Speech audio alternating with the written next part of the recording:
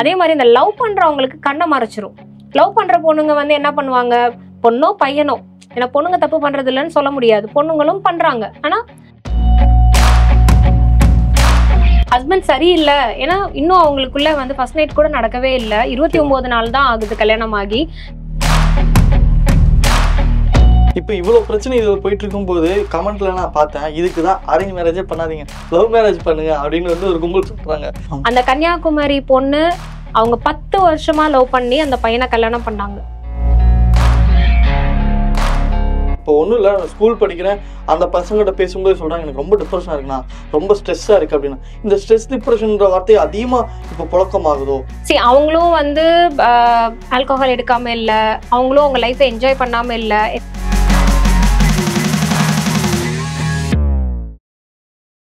So இதே தான் வந்து அவங்க அட்வொகேட்டாக இருக்காங்க கவிதா. எனக்கு அதுவும் ரொம்ப ஒரு கஷ்டமான விஷயம். சரி, அட்வொகேட்டுக்கு, ஹைகோர்ட் அட்வொகேட்டு, சரி அந்த பொண்ணுக்கு வந்துட்டு அவர் ஹஸ்பண்ட் சரியில்லை, ஏன்னா இன்னும் அவங்களுக்குள்ள வந்து ஃபர்ஸ்ட் நைட் கூட நடக்கவே இல்லை, 29 நாள் தான் ஆகுது கல்யாணம் ஆகி. ஸோ அப்போ அந்த பொண்ணுக்கு அந்த முதல் ராத்திரியிலேயே தெரிஞ்சிரும் அந்த ஹஸ்பண்டோட நடவடிக்கை என்னன்னு. எப்படி வேணா இந்த பேரண்ட்ஸ் வந்து ஒரு பயம், ஐயோ பொண்ணை கட்டி கொடுத்துருக்கோம், மாப்பிள்ளை மாப்பிள்ளை மாப்பிள்ளை, என்ன மாப்பிள்ளை. சரி, நான் அதாவது பொண்ணை நீங்க பெத்து வளர்த்து கட்டி கொடுக்குறீங்க இல்லையா, கொடுத்துட்டீங்க அப்படின்னும் போது அந்த கணவன் தான் அந்த பெண் மேல அவ்வளோ ஒரு அன்பும் காதலும் கொட்டி அவங்க ரிமைனிங் லைஃபை அவங்க ஃபேமிலியா ஆக்க வேண்டியது அதுல தான் இருக்கு. இதுல நீங்க லஞ்சம் கொடுக்குற மாதிரி தானே டவுரி, உண்மை உண்மை லஞ்சம் தானே கொடுக்குறீங்க. அப்ப திருப்பி திருப்பி அவங்க என்ன மிரட்டி தானே கேட்பாங்க, இன்னும் கொஞ்சம் வாங்கலாம், இன்னும் கொஞ்சம் வாங்கலாம் அப்படின்ற மாதிரி. அவங்க அதாவது ஒரு பொண்ணை அடிக்கிறாங்க, அடிச்சா என்ன பண்ணுவீங்க, பேரண்ட்ஸ் பெத்த அப்பா வந்துட்டு, ஏன்னா ஆப்போசிட் போல்ஸ் ஆர் அட்ராக்டட், அப்பாவுக்கு வந்து பொண்ணு மேல பாசம் அதிகம், ஐயோ என் பொண்ணை அடிக்காதீங்க மாப்பிள்ள, உங்களுக்கு என்ன வேணாலும் செய்யறேன், போச்சு அவ்வளவுதான். அந்த பயத்தவே அந்த மாப்பிள்ள நல்லா வச்சு செஞ்சிருவாரு. இதுதான் நடந்துட்டு இருக்குது. ஸோ நீங்க அதாவது பொண்ணை பெத்தவங்க தலை குனிஞ்சு நிக்கணும்னு அவசியமே இல்லை. அதே மாதிரி டிவோர்ஸ் ஆயிட்டு பாலா வெட்டின்னு ஒண்ணு கிடையவே கிடையாது. 2வது மேரேஜ் பண்ணிட்டு போங்க. எந்த செஞ்சுரியில இருக்கீங்க, எவ்வளவு முன்னேற்றம், ஏஐ வரைக்கும் வந்துருச்சு, 2025 இருக்கும், இன்னும் உட்காந்து செகண்ட் மேரேஜ்க்கு யோசிச்சுட்டு, அதெல்லாம் பழைய கதை. ஒருவனுக்கு ஒருத்தி, ரைட்டு, நான் கல்ச்சரை நான் ரெஸ்பெக்ட் பண்றேன் நானு, ஆனா பிரச்சனை வரும்போது எதுக்கு அங்க அட்ஜஸ்ட் பண்ணிட்டு நீங்க இருக்கணும்? ஓகே, அது நீங்க மூவ் ஆன் ஆகிட்டு வேற ஒரு லைஃப், நல்ல லைஃப் அமைச்சிட்டு போலாமே. வாழ்க்கை வாழ்றதுக்கே சந்தோஷமா இருக்கு, ஏன் இவ்ளோ இது பண்ணிட்டு அப்படின்றது. காசு பணம் தேவையில்லை, இவங்க கிட்ட நல்ல காசு பணம் இருக்கா, ஒரு மிடில் கிளாஸ் பையனு கூட நல்ல கேரக்டர் உள்ள பையன், நல்ல பர்சனாலிட்டி உள்ள பையனை ரிதன்யாக்கு செகண்டா மேரேஜ் பண்ணி வச்சிருந்தாங்க, தாங்கன்னு தாங்கிருப்பானே. உண்மை உண்மை. சோ இத வந்து அவங்க கண்டுக்காம விட்டுட்டு கௌரவம், என்னோட பிரஸ்டீஜ் அப்படி இப்படின்னு அவங்க பார்க்க போய் தானே அந்த பொண்ணு வேற வழியே இல்ல, ஓடி போகிறது கூட அந்த பொண்ணுனால முடியல. தட் மீன்ஸ் வெளியில போய் வேற ஒரு வாழ்க்கையை நான் யாருக்கும் தெரியாம ஒரு மறைவான ஒரு வாழ்க்கையை நான் பொழைச்சுக்கிறேன்ற அளவுக்கு கூட தைரியம் இல்லை. ஏன் அப்படின்னா இமோஷனல் பிளாக்மெயில் பேரண்ட்ஸும் பண்றாங்க, நிறைய வீட்டுல நடக்குது. என்ன அப்படின்னா ஒரு பாசம், ஓவர் பாசம் உடம்புக்கு ஆகாது, வலிக்கி விட்டு தான் போகும். ஸோ ஓவரா பாசம் வைக்கிறது, நீ இல்லைன்னா நான் வந்துட்டு செத்துருவேன், உன்னாலதான் கண்ணு நான் வாழ்றேன், இதெல்லாம் வந்து சொல்றீங்கல்ல, செயல்ல செய்யுங்க. ஏன் சொல்லி அதை வந்து பிளாக்மெயில் தான் பண்றீங்க, இமோஷனல் டார்ச்சர்ஸ் தான் இதெல்லாமே. இப்போ இவ்வளோ பிரச்சனை இதில் போயிட்டு இருக்கும்போது கமெண்ட்ல நான் பார்த்தேன், இதுக்கு தான் அரேஞ்ச் மேரேஜே பண்ணாதீங்க, லவ் மேரேஜ் பண்ணுங்க அப்படின்னு வந்து ஒரு கும்பல் சொல்றாங்க. நீங்க ஒரு சைக்காலஜிஸ்டா சொல்லுங்க, லவ் மேரேஜ் பண்ணிக்கலாமா? இப்போ லவ் மேரேஜ் பண்றதுல இந்த மாதிரி சிக்கல் எதுவும் வரலையா? லவ் மேரேஜ்ல சிக்கல் வரலன்னு நான் சொல்ல முடியாது. வை பிகாஸ் அதுக்கு அடுத்து ரிதன்யாக்கு அடுத்து ஒரு கேஸே வந்து பாத்தீங்கன்னா கன்னியாகுமரி கேஸ். அந்த கன்னியாகுமரி பொண்ணு அவங்க 10 வருஷமா லவ் பண்ணி அந்த பையனை கல்யாணம் பண்ணாங்க. 10 வருஷம் லவ் பண்ணி கல்யாணம் பண்ணவங்களுக்கு எதுக்கு டவுரி இம்பார்ட்டன்ஸ்? சேம் டவுரிக்காக தான் அந்த பையன் டார்ச்சர் பண்ணியிருக்காங்க, சூசைட் பண்ணியிருக்காங்க அந்த பொண்ணு. ஸோ இப்போ இதுல என்ன தெரியுது அப்படின்னா, நீங்க டவுரி கேட்குறாங்க, டிமாண்ட் என் பொண்ணுக்கு என்ன போடுவீங்க, என்ன கார் வாங்கி தருவீங்க, என்ன வீடு வாங்கி தருவீங்க, இந்த மாதிரி எல்லாம் நீங்க பொண்ணு பக்கம் வரும்போதே என்கேஜ்மெண்ட்லேயே பேசுறாங்களா? லவ்வோ அரேஞ்சோ அந்த என்கேஜ்மெண்ட்டை பிரேக் பண்ணுங்க. ஓகே, டவுரியே கொடுக்காதீங்க. சோ அவங்களோட இன்டென்ஷன் பணமா தான் இருக்கு. அதுல கிளியரா தெரிஞ்சிருதுல, எவ்வளவு நகை, என்ன பண்ணுவீங்க, எப்படி கல்யாணத்தை நடத்துவீங்க, எத்தனை பேரை கூப்பிடுவீங்க, என்ன சாப்பாடு போடுவீங்க. அதாவது டிஸ்கஷன் வேற, நம்ம வந்து கலந்து பேசி உங்க விருப்பங்க, உங்க பொண்ணு நீங்க பார்த்து என்ன பண்ணுவீங்களோ பண்ணுங்க அப்படிங்கிறது டிஸ்கஷன். அது ஒரு தடவை பேசிட்டு திருப்பி திருப்பி அதுலயே கீனா இருந்துட்டு கணக்கு போட்டு லிஸ்ட் போட்டு பண்றாங்களா, இதுலயே எக்ஸாக்டா தெரிஞ்சிடும். உங்க இன்ட்யூஷன் தெரிஞ்சும் அதுக்கும் மேல நீங்க தான் வந்து ஒரு பாதாள கணத்துல தள்ளுற மாதிரி. அதே மாதிரி இந்த லவ் பண்றவங்களுக்கு கண்ணை மறைச்சிரும். லவ் பண்ற பொண்ணுங்க வந்து என்ன பண்ணுவாங்க, பொண்ணோ பையனோ, ஏன்னா பொண்ணுங்க தப்பு பண்றது இல்லைன்னு சொல்ல முடியாது, பொண்ணுங்களும் பண்றாங்க. ஆனா உங்களுக்கு வித்தியாசம் வந்து பாத்தீங்க அப்படின்னா பொண்ணுங்களுக்கு அதிகமான தப்புகள் நடக்குது, ஆண்களுக்கு குறைவா நடக்குது, இவ்வளவுதான் வித்தியாசம். அதுவும் ஒரு சில ஆண்கள் பிரஷர் தாங்க முடியாம அவங்களும் மன உளைச்சலுக்கு ஆளாறாங்க தான். நிறைய ஆண்கள் என்ன பண்றாங்கன்னா போடி அப்படின்னு சொல்லிட்டு வேற ஒரு லைஃபை பார்த்துட்டு போயிட்டு இருக்காங்க. அது நல்ல விஷயம் தான். அப்படிப்பட்ட ஆண்களை என்ன சொல்லிடுவாங்க, அவன் பிளே பாய், அவன் இப்படி இருக்கான், அப்படி ஊதாரித்தனமா இருக்கான். அப்ப ஏதாவது ஒரு பிராண்ட் ஒண்ணு வைக்கட்டுங்க. நான் என்ன சொல்றேன், அவங்களுக்கு வேற வேலை போட பிள்ளை, அதனால மத்தவங்களை பார்த்து பிராண்டிங் பண்றாங்கல்ல. அவன் விஷயத்துல கரெக்டா இருக்கான், நம்ம விஷயத்துல கரெக்டா இருந்துட்டு போயிட்டே இருக்க வேண்டியதான். நம்ம எதுக்கு வந்தோம், வாழ வந்தான், அந்த மாதிரிதான். வாழ வந்துட்டு அத நம்ம இப்ப நம்ம வந்து சிரிச்சுட்டு பேசுறோம் ஒரு ஃபன்னா, ஆனா வேதனையா தான் இருக்குங்க. சீரியஸா வந்து சொசைட்டி நினைக்கும் போது எல்லாருமே டேக் பண்ணிடுறாங்க. அவங்களோட வேதனைகளை உள்ள இருந்து பார்த்தாதான், அனுபவிக்கிறவங்களுக்கு தான் அதோட கஷ்டங்கள் தெரியும், எந்த அளவுக்கு ஒரு மன உளைச்சல்ல இருக்காங்க அப்படின்னு. அது முக்கியமா பெத்தவங்களுக்கு தான் புரிஞ்சுக்க தன்மை வேணும். அப்படி இல்லையா, தயவு செஞ்சு ஒரு சைக்காலஜிஸ்ட் கிட்ட கூட்டிட்டு போங்க. ஒரு கவுன்சிலர், சைக்காலஜிஸ்ட், சைக்காட்ரிஸ்ட் தான் வந்து மாத்திரை மருந்து கொடுக்குறவங்க. ஏன்னா நிறைய பேருக்கு அந்த கான்செப்டே புரிய மாட்டேங்குது. ஒரு சைக்காலஜிஸ்ட் கிட்ட போனோம் அப்படின்னா லூசா, நான் என்ன பைத்தியமா, மென்டலா அப்படின்லாம் கேக்குறாங்கல்ல.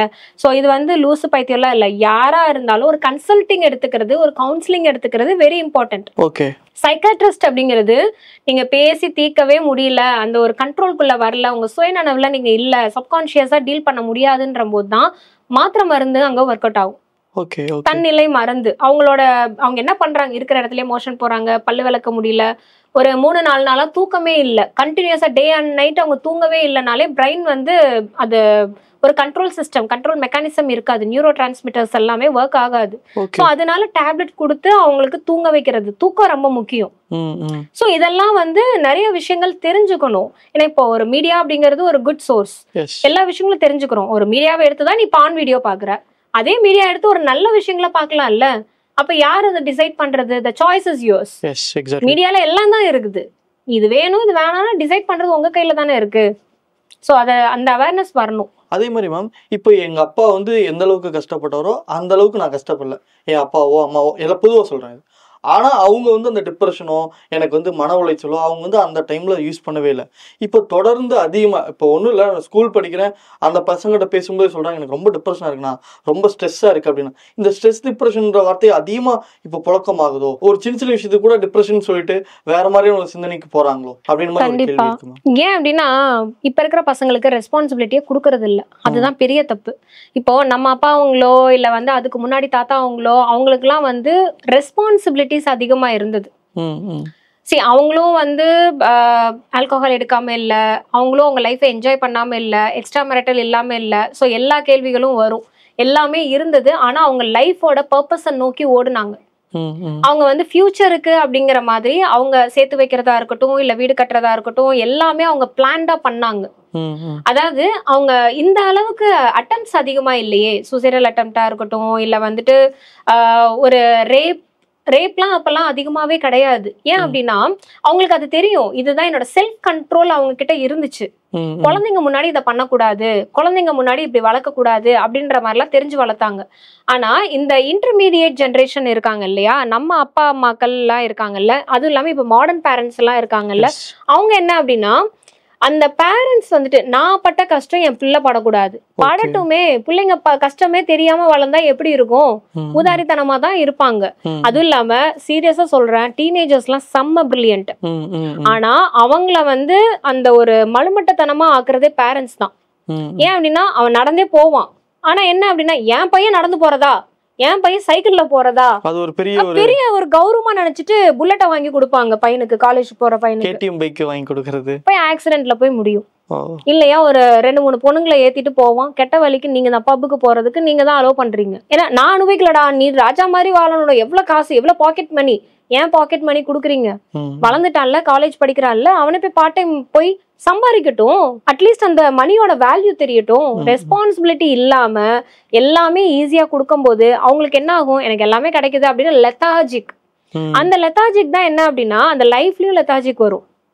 அவங்க கஷ்டம்லாம் சொன்னாலும் புரியாது, சின்னதுல இருந்தே விட்டுட்டீங்க, திடீர்னு உட்காந்து நான் இவ்வளவு கஷ்டப்பட்டேன் தெரியுமா, இவ்வளவு லட்சம் செலவு பண்ண தெரியுமா, தெரியாது. சின்னதுல இருந்தே அவங்களுக்கு சொல்லி வளர்க்கணும். இவ்வளவு நான் சம்பாதிக்கிறேன், ஃபேமிலியோட டிஸ்கஷன் தெரிஞ்சுக்கட்டுமே, நான் இவ்வளவு சம்பாதிக்கிறேன், ஃபேமிலி இன்கம் இவ்வளவு வருது, இவ்வளவு செலவு பண்றோம், இவ்வளவு இஎம்ஐ இருக்கு, எல்லாத்தையுமே கஷ்ட நஷ்டங்களை ஒரு ஏஜ் வந்ததுக்கு அப்புறமா பசங்க கிட்ட உட்காந்து பேசணும். அதுக்குதான் அந்த டின்னர் நைட்டு உட்காந்து சாப்பிடும் போது எல்லாரும் உட்காந்து ஒன்னா பேசணும். நம்ம என்ன பண்றோம், ஆளுக்கு ஒண்ணு பசி எடுத்தா நம்ம எடுத்து போட்டு சாப்பிடுறோம், போன் பார்த்துட்டு சாப்பிடுறோம், டிவி பார்த்துட்டு சாப்பிடுவோம். எப்படி வேணாலும் உட்காந்து ஆளுக்கு ஒவ்வொரு திசையில உட்காந்து சாப்பிட்டுட்டு இருந்தீங்கன்னா எங்க ஃபேமிலி டிஸ்கஷன் வரும்? இருக்காதுதான். ஸோ எல்லாமே ஒரு நம்ம குடும்ப அமைப்புன்னு ஒண்ணு இருக்கு இல்லையா, அதை நம்ம ஃபாலோ பண்ணாலே போதும். இப்ப இருக்கிற ஜென்ரேஷன் ரொம்பவே தெளிவு. மேம் இப்போ பாத்தீங்க அப்படின்னா நிறைய பேர் வந்து டிப்ரெஷன் அப்படின்னு சொல்லிட்டு இருக்காங்க. இப்போ வந்து நானே இருக்கேன்னு வச்சுக்கோங்களேன். இப்போ நான் வந்து ஒரு டிப்ரெஷன் ஜோன்ல இருக்கேன். இப்போ உங்களுக்கு நீங்க கொடுக்குற ஒரு ஃபர்ஸ்ட் அட்வைஸை என்ன எனக்கு கொடுப்பீங்க? நான் என்ன பண்றேன்னு தெரியாம நான் இப்போ கன்ஃபியூஸ்ல இருக்கேன். ஏன்னா இந்த வீடியோ பார்த்துட்டு இருக்கவங்க கூட அப்படி டிப்ரெஷன் ஜோன்ல ஸ்ட்ரெஸ்ஸா இருக்கலாம், அவங்களுக்கு யூஸ்ஃபுல்லா இருக்குல்ல? Very good question. ஆக்சுவலி நீங்கள் ஃபஸ்ட்டு டிப்ரெஷனாக இருக்கீங்க, எனக்கு ஒரு மாதிரி இருக்குது, நான் ஸ்டேபிளாக இல்லை அப்படின்னா தனியாக இருக்காதீங்க. இதுதான் நீங்கள் ஃபஸ்ட்டு பண்ண வேண்டியது. நீங்கள் உங்கள் வீட்டில் இருக்கலாம், இல்லை வந்து எங்கேயோ ஒர்க் பிளேஸ்லேயோ தனிமையை அவாய்ட் பண்ணுங்க. டக்குன்னு வெளியில் போயிட்டு உங்களுக்கு என்ன பிடிக்குமோ, டீ கடையில் போய் டீ குடிக்கிறதோ, இல்லை நீங்கள் வந்துட்டு ஏதாவது ஒரு மூவி போகிறதோ, தனியாக கூட போங்க. படத்துக்கு போகிறதுல என்ன இருக்குது, ஒரு மூவி போங்க, இல்லை மாலுக்கு போங்க, விண்டோ ஷாப்பிங் பண்ணுங்க.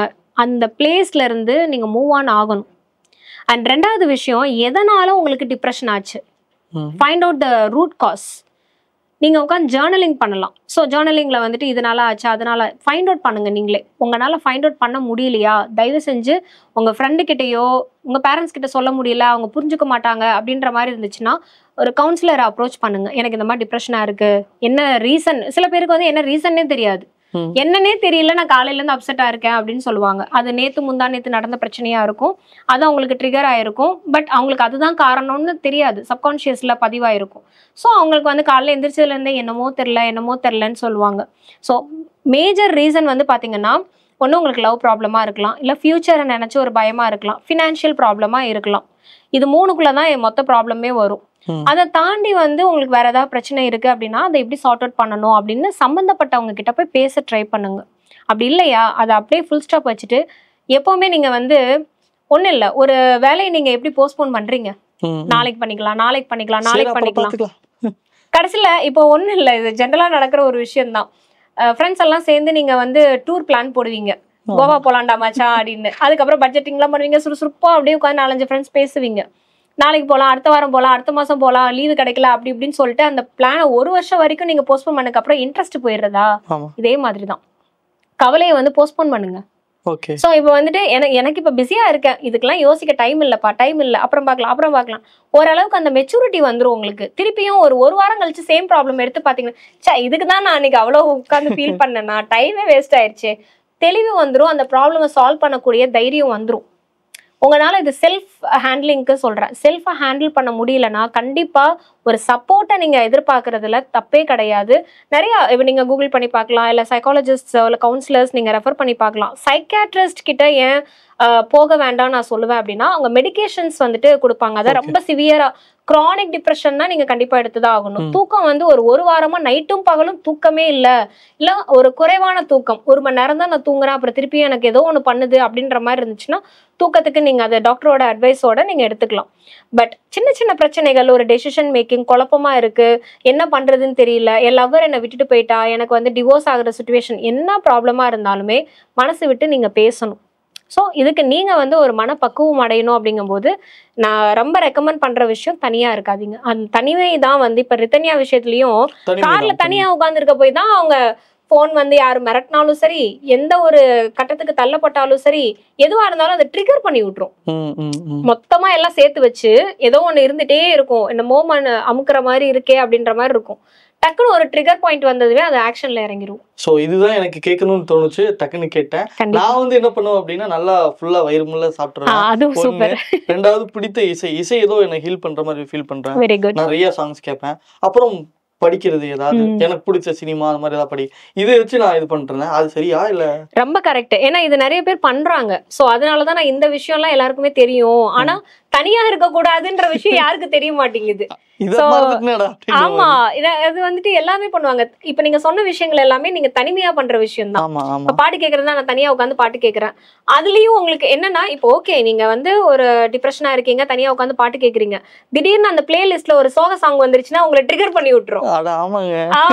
நீங்க வந்துட்டு சாப்பிட போறீங்க, ரைட் ஃபைன், நீங்க சாப்பிட்டுட்டு இருப்பீங்க, அப்போ உட்காந்து ஐயோ என்னோட கேர்ள் ஃப்ரெண்டோட உட்காந்து சாப்பிட்டுட்டு இருந்தேன், இன்னைக்கு அவ இல்லையே அப்படின்னு அது ஒண்ணு ட்ரிகர் பண்ணி. சோ எப்பவுமே ஃபர்ஸ்ட் ப்ரிஃபரன்ஸ் நீங்க யாராவதோட சேர்ந்துருங்க.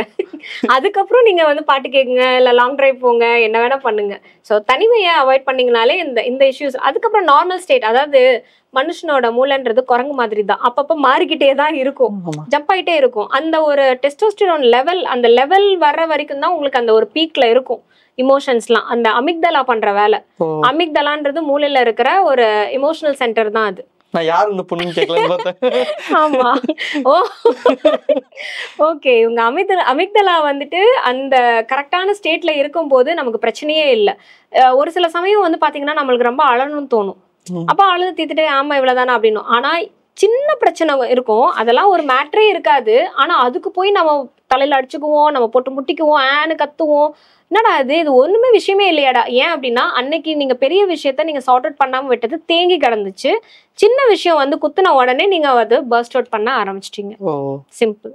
சூப்பர். எனக்கு உங்களோட பேசும்போது எனக்கு இப்ப கொஞ்சம் பாரங்கள் குறைந்த மாதிரி இருக்கு. தொடர்ந்து இதே மாதிரி நிறைய இன்டர்வியூஸ் நான் உங்ககிட்ட எடுக்கணும்னு ஆசைப்படுறேன். தொடர்ந்து சந்திக்கணும். ரொம்ப நன்றி இந்த இன்டர்வியூ கொடுத்ததுக்கு. தேங்க்யூ ஜித்து.